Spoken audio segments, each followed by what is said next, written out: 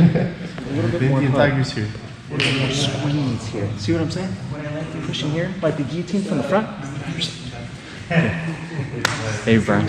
You don't have to get scared. Don't be scared, homie. What do you want? I'm just watching you guys work on your technique. Anytime. You're not sick or anything, are you? No. In Alameda County, they detain 9 people there with the virus potential. I got a medic here. Coronavirus, we only drink Modelo's. Hey, we're that's a good one. Coronavirus, only Modelo's here. That's very good, Brian. So what are we doing here? Let's see. Beat up. Couple more, guys. Good. Side control, head and arm to arm triangle, Gino. Give me this. Just a trap side control. No. Small class here, guys. It's Friday night. I got Coach John teaching. I wanted to do a video for you before I go to bed tonight. Got a wrestling tournament tomorrow. And the subject tonight, I'm going to read a comment that I got today, and I wanted to talk about it. And let me get out of here because these guys are working on some jiu-jitsu. So I'm gonna come into my office, and all right, there's that familiar bell you guys always like to hear. And let me see.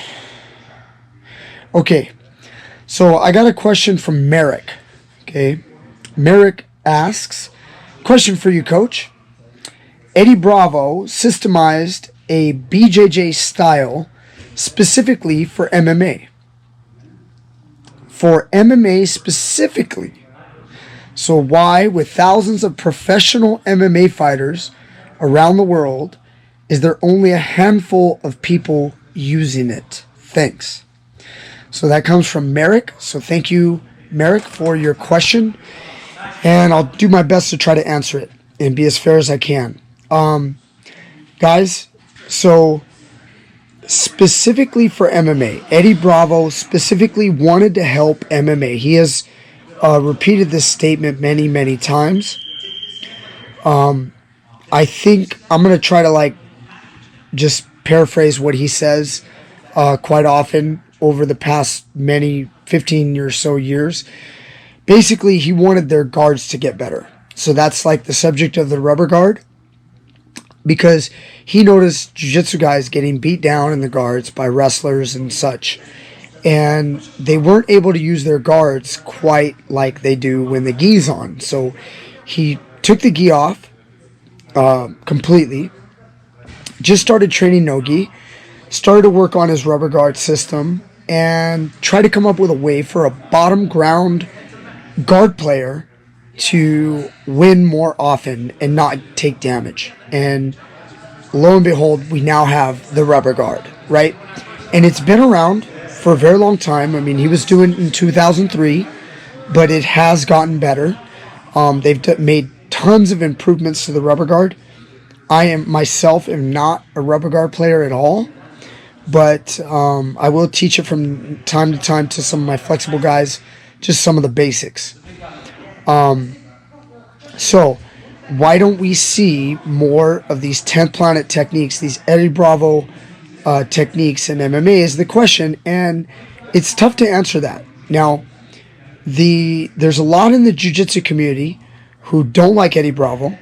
There's a lot that have crapped on him over the years in 10th planet, and they talk smack, and they always cite that we haven't seen that many world champions under Eddie Bravo. Notice that all the world champions are from other schools.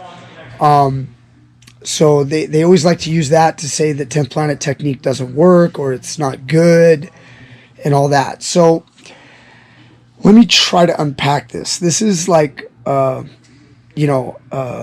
not like I know for 100% fact, but these are my thoughts. I've been around a long time, and, I've known Eddie since the mid to late 90s. And so I think I can speak on this. So even though, and then I'm not a 10th planet guy, so I'm not biased. Like I don't have anything to do with Eddie. Eddie is a guy I know, like he knows me, I know him, but we don't hang out. We're not friends. Like in that regard, I would consider us, I like to think we're friends, but I would say we're more like acquaintances, to be honest. Like we see each other occasionally and we say what's up, but nothing really more than that. So Eddie is amazing, guys. He's in the jiu-jitsu sense, in the jiu-jitsu world, he is a genius. When it comes to other things, I know a lot of people, criticize him with his conspiracy theories and things like that. You've seen him on Joe Rogan, but that's beside the point. I'm talking about in the jiu-jitsu world, he is a genius. What he has done is, I put it at genius status. So he has a very high IQ when it comes to jiu-jitsu, and especially in his world. So it's like in the medical profession, you have all these different categories. You have dermatologists for skin, you have a cardiologist, you have like just different types of doctors, guys that do surgery on your knee, and that's all they do. They are knee experts. Well, Eddie Bravo is a rubber guard and a lockdown expert. And it's not just that. He can do many other things, but I'm specifically going to talk about those two worlds. The lockdown in half guard and the rubber guard. Now, even though I don't use the rubber guard that he has come up with is incredibly effective. If you guys train with someone who is very skilled at the rubber guard, you are going to notice right away that it's effective. Now, if you go with a white belt or a blue belt that just is kind of new at it, and if you're, say, a purple belt or brown belt, you might be able to squash his rubber guard and have no problem with it. But if you go with some of Eddie's high-level guys, I'm serious, you are going to be in trouble if you get caught in the rubber guard. I have witnessed it at EBI, the Eddie Bravo Invitational, for you guys that don't know, is an event that Eddie Bravo kind of started. And now granted, maybe they're not the highest level of competition sometimes, but I have seen his guys compete with very high level competition and do very well with the rubber guard at times. So it's incredibly effective. I've been in the rubber guard before. I've competed against some 10 Planet guys in my day, and they are very good at it. Now, I don't think it's the end-all be-all of guard. Not at all. I think there's just one little facet, but it's good to learn, and it's effective. And then when it comes to the lockdown is incredibly effective. I use it myself, and I also teach it to my students. I have been for a very long time. I think I really started to respect the lockdown probably in about, I would say 2005 is when I started to respect it. So before that, in 2003, 4, even and then late 90s, we learned the lockdown, but I kind of just felt like I had better ways. And I think in 2005 was when I fully started to learn the system completely and really use it myself. Anyway, so they're effective. Now, why don't we see more of it in MMA? And here's the answer. Here's my answer. Okay. One thing about it is both the lockdown system and the rubber guard are highly technical systems. They are technical. Anytime you make something very technical, just like I do as well, I've got lots of things that I do that are highly technical. Anytime you do that, it's hard for most people. Most people aren't going to get good at the rubber guard or the lockdown system because they go to jiu-jitsu class for 2 to 3 days a week, and then they only practice it for maybe 1 week, and then they move on to other things. They're doing other stuff. They're not doing the lockdown. They're not doing the rubber guard. They try it for a little bit, and then they go to something else. Guys, if you want to master these systems, you have to practice repeatedly for a long period of time to develop in that area. And that would be the same with anything. Now, most people, here's the other thing I want people to realize. 10th Planet is a school. Now, sure, they've got like, I don't know, like 80 affiliates or something like that. It might be more. I don't know. There's a lot of schools. But if you factor in how many schools are there, how many jiu-jitsu schools are there? Just as an example, in my town where I live, there's about 10 to 12 different jiu-jitsu schools. How many 10th Planet? None. 0. So where I am, it's heavily, there's no 10th Planet. Now, you're going to find it in different places, but if you add up all the jiu-jitsu schools, 10th Planet is a small percentage. So what about these other jiu-jitsu schools? What are they doing? Are they doing 10th Planet technique? No, they're not. They're working on their instructor's version of jiu-jitsu. And so there isn't that many. It's a very small percentage. It's probably less than 1% of jiu-jitsu is 10th Planet jiu-jitsu. Less than 1%. Why, oh why, oh why would you expect to see 10th Planet technique in MMA fights if they only take up less than 1%? You would expect to see less than 1% success. I mean, like, it would be very small. So it does not surprise me that you don't see 10th Planet technique in MMA. Sure, there's a lot of schools, and some of those guys have done techniques. If you moves, you can find stuff. You can find a guy doing a vaporizer from Stoner Control in an MMA fight. You can find some rubber guard. You can find stuff like that. You can find the lockdown. Now, you don't see a lot of it, but nobody's doing that stuff. If you talk to most black belts and you say, hey, what do you think of the lockdown? A lot of them say, I don't do it much. And you know what the reason why they don't do it much? It's not because the lockdown doesn't work. It's because most likely their instructor taught them knee shield or inverted deli hiva or spider guard or whatever guard, insert guard name. So they learned that way, and that's what they like to do. They're like, I really like deep half guard. Okay, then they're a deep half guard player.